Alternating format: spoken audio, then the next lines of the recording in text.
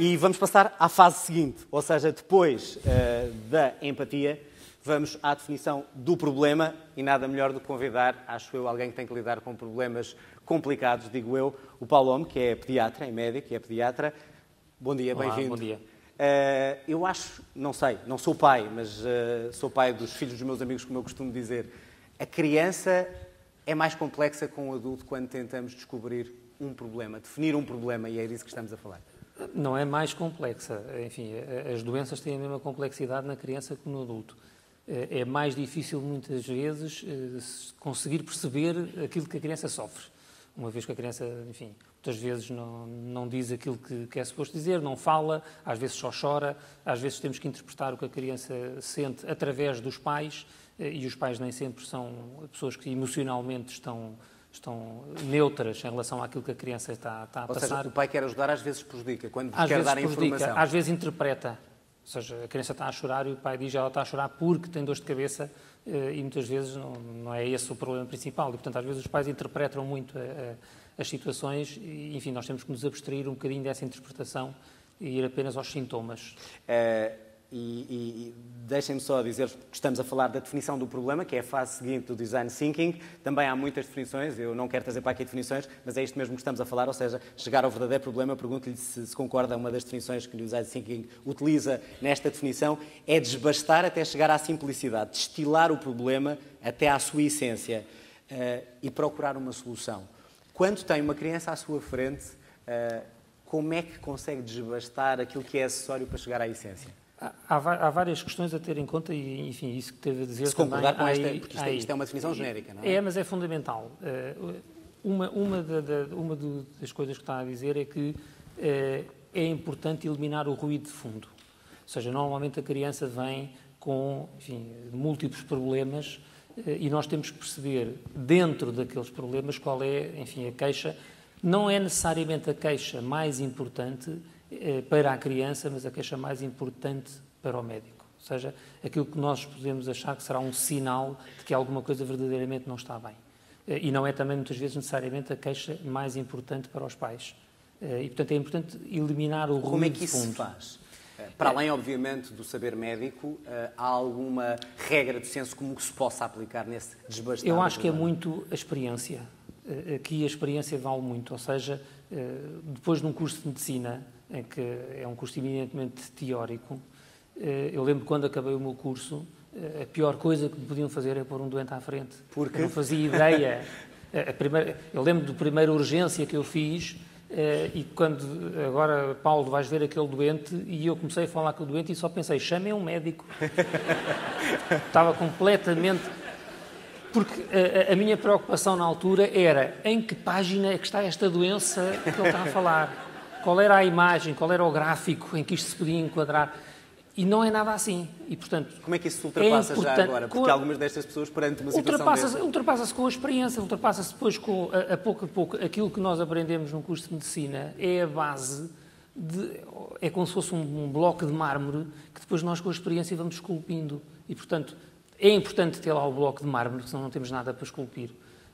Mas é depois a experiência do dia-a-dia que nos vai permitindo dar forma àquele amontoado de conhecimentos que só por si não servem para nada. E, portanto, é muito importante a experiência. Isso é fundamental. Também precisa da empatia que falámos há pouco com a Catarina. É fundamental. Porque olham para si de outra...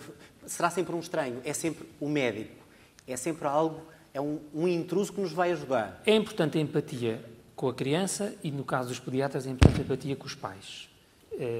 É muito difícil avançar quando essa empatia não existe. De qualquer forma, eu preocupo-me principalmente com a empatia com a criança. A empatia com a criança às vezes é possível, às vezes não é. Aquela criança que, enfim, chega ali aos 18 meses, 2 anos e mal nos vê, começa a berrar, é difícil ter empatia. E depois há aquelas dos 3 anos que quando veem o hospital ao longe, ou o consultório, só o edifício, começam a chorar cá fora. E, portanto, essa empatia é difícil. Um rebuçado não resolve o problema, já não. O rebuçado é atirado pelo ar.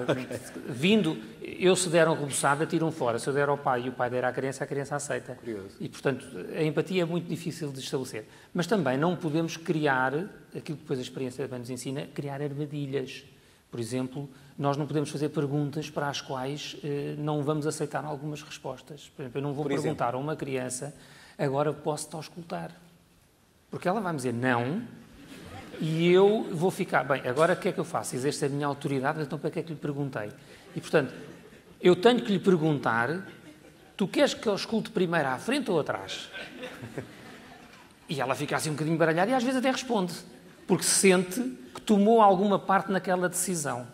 E, portanto, enfim, isto é uma coisa que se adquire com a experiência, de nós não criarmos armadilhas para nós próprios, porque às vezes, na tentativa de ser muito empáticos com as crianças, às vezes ficamos assim em locais... Vamos à definição do problema, porque é nessa fase que estamos, mas de facto a empatia serve como fio condutor e vai, obviamente, atravessar as outras fases. Quando é que sente ou tem noção ou certeza, se é que algo que consegue tê-la, de que este é o problema desta criança, desta família? Quando é que percebe que aquela é a essência? Eu ia até um bocadinho antes disso. Eu acho que um dos principais erros que eu vejo cometer, enfim, os jovens internos e os jovens especialistas que trabalham comigo, é a questão do diagnóstico pré-concebido. E que eu acho que é um enviesamento muito grande. Ou seja, a criança chega e os pais dizem, olha, ela está a vomitar e tem dor de cabeça, e o pediatra pensa, tem uma meningite, vomita, tem dor de cabeça, e depois os pais dizem, também tem febre, e eles dizem, pois, também pode ser, está enquadrado, mas também tem muita diarreia, e, pois, também pode acontecer.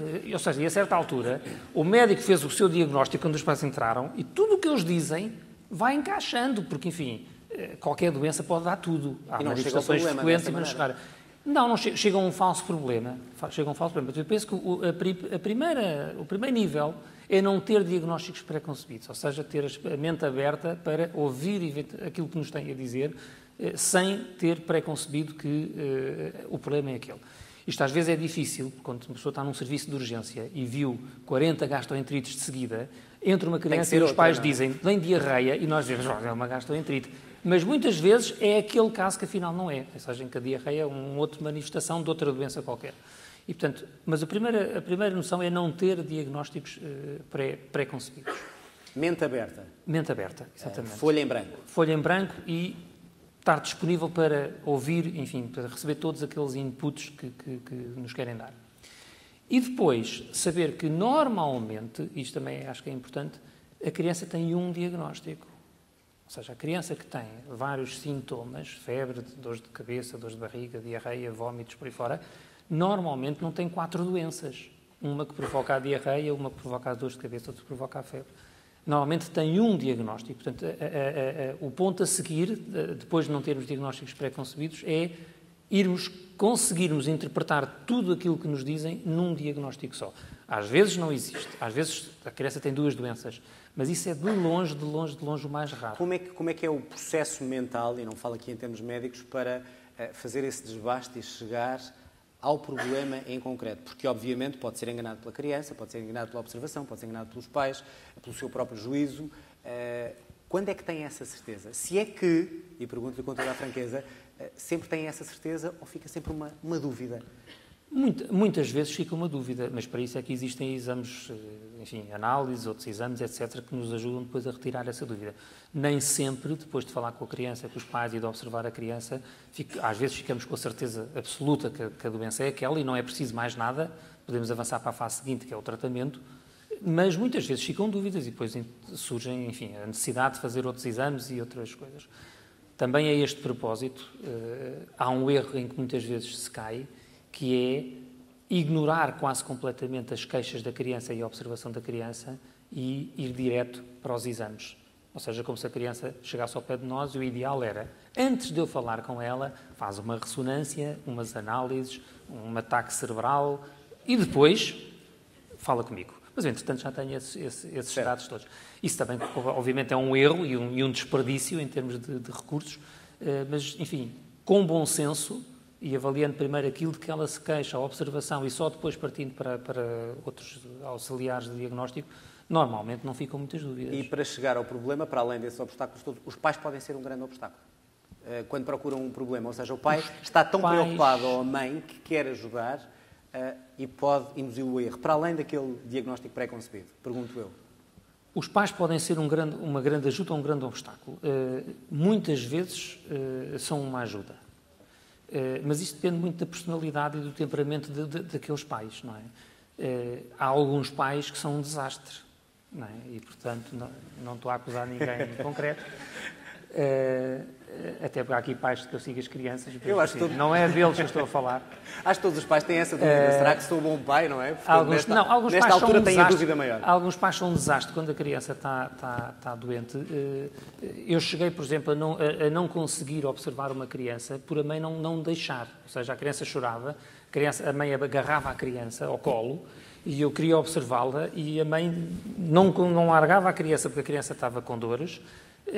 E foi preciso pedir à mãe para sair daquela sala. Olha, vá tomar um café, vá fazer qualquer coisa, que eu agora preciso de ver a criança, por não conseguir na presença da mãe. E há muitas crianças também que, na presença dos pais, nós sabemos que qualquer criança se porta muito pior. E, portanto, em situações de doença, isto é elevado ao dobro ou ao triplo. E, portanto, muitas vezes a presença dos pais é uma grande dificuldade para conseguir chegar à criança. E quando chega ao problema, muitas vezes pode mudar a meio do diagnóstico ou quando já tem a sua certeza de dizer, afinal não é isto. E com uma simples, ou com um acontecimento muito simples, ou com uma situação muito simples, se me permite destruir todo o diagnóstico feito até aí. Isso acontece? Acontece. Há algumas situações em que, enfim, depois de todo este processo, nós achamos que a criança tem uma determinada doença, e depois, de repente, há uma coisa que nos faz uma luz. Um caso que tive na semana passada, uma criança que vem ter comigo de 10 anos, que faz, tem dores de cabeça, tem febre, e eu começo a observá-la, tem uma série de alterações no exame objetivo que lhe faço, e eu digo, esta criança muito provavelmente tem uma meningite. Falo, inclusive, com os pais, digo, olha, esta criança provavelmente tem uma meningite, vamos-lhe fazer alguns exames.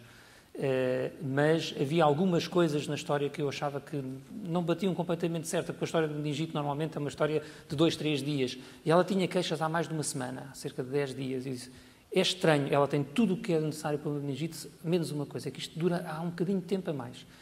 E decidi que antes de avançar para uma punção lombar, que é aquele exame que fazemos para retirar um bocadinho de líquido para ver se a criança tem uma meningite, por esta pequenina coisa, disse, vamos fazer primeiro um ataque, porque há aqui qualquer coisa que não bate certo. E a criança não tinha uma meningite, tinha um tumor cerebral.